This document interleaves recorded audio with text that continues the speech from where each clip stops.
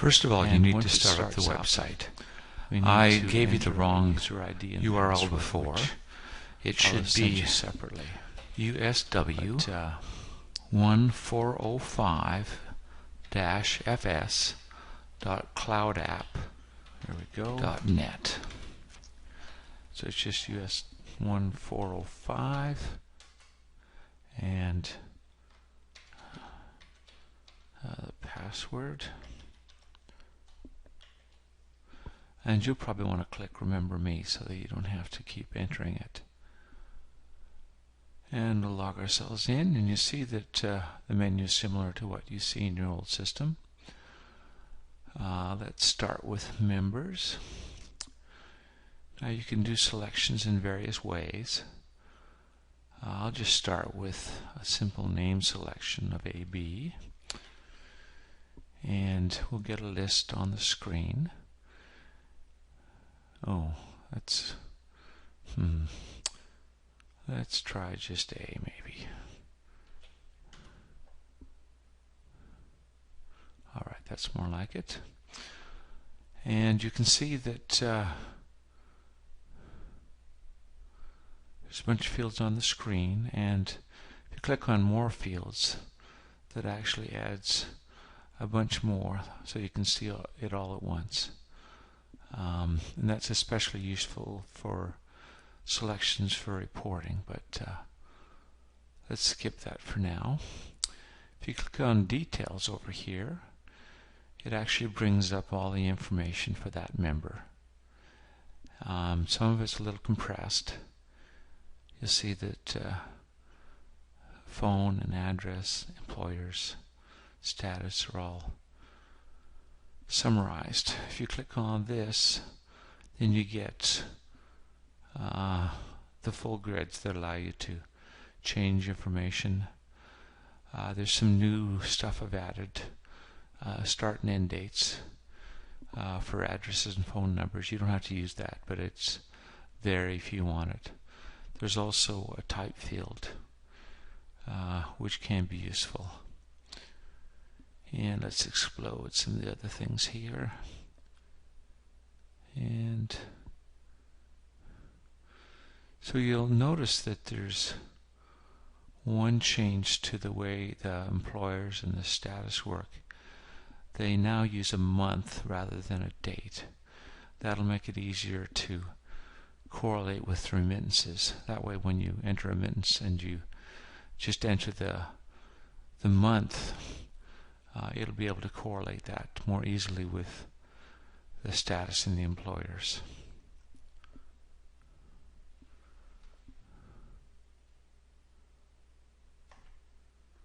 Alright, let's go back to the list here. And reports are set up a little differently in the new system. They use the sort order and the selection of members that actually appears on the screen.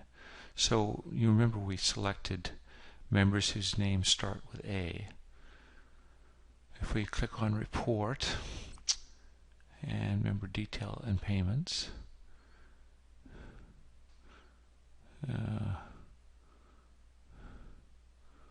we'll just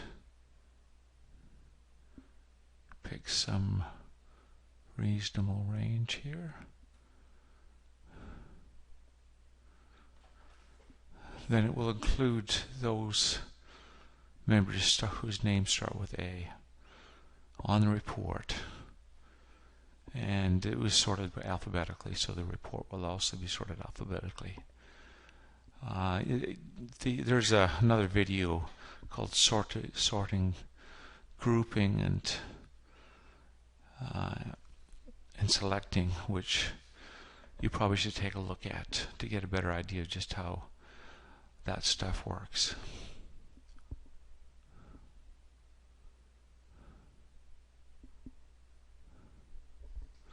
So I guess we've probably selected a bunch of members, and it's actually sorting out the payments now.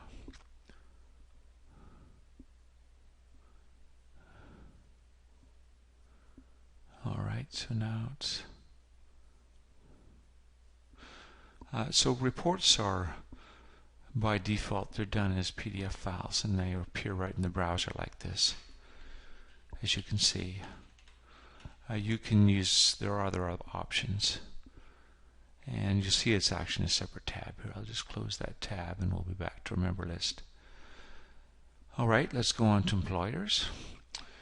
Now employers, it actually brings up them all in one list, and it does that because there aren't that many of them. You can use the find screen to actually find a particular employer. But let's again, if you click on details, you go into the more detailed information. There will be more data as the system moves along, but here's what's here for now.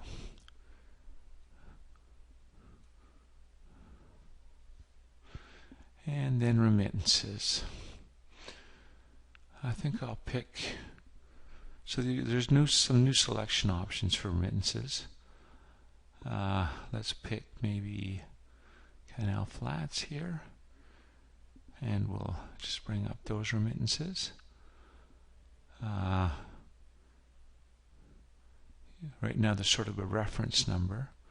I'm just going to take that off and sort it by period, maybe period descending, so you can see that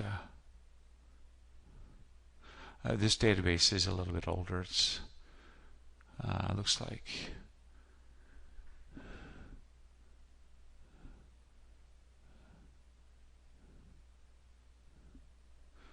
I think it's the end of 2012. Let's add a new remittance.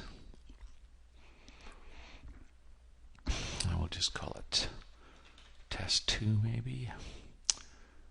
We'll add a new record here. I'll make it Canal Flats again, and maybe here. And we'll build a list of payments here. And so you can see that it's put you into data entry mode right here. It's what I've called auto advance in the new system. And it's copied over the quick keys that you had in the old system. And you'll see there's a tooltip up there which describes in more detail exactly what's going on. So you can use it in more or less the same way you did the old system. See, there's another tooltip here. I'm going to press F5 to enter a few normal dues amounts, then F6 for non-payment, F7 for a NIT, and you can see that would go on.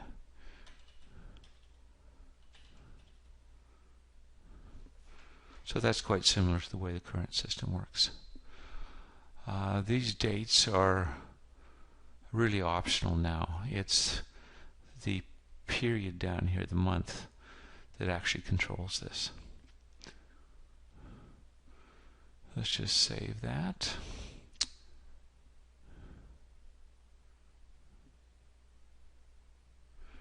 And I think that's about it to get you started.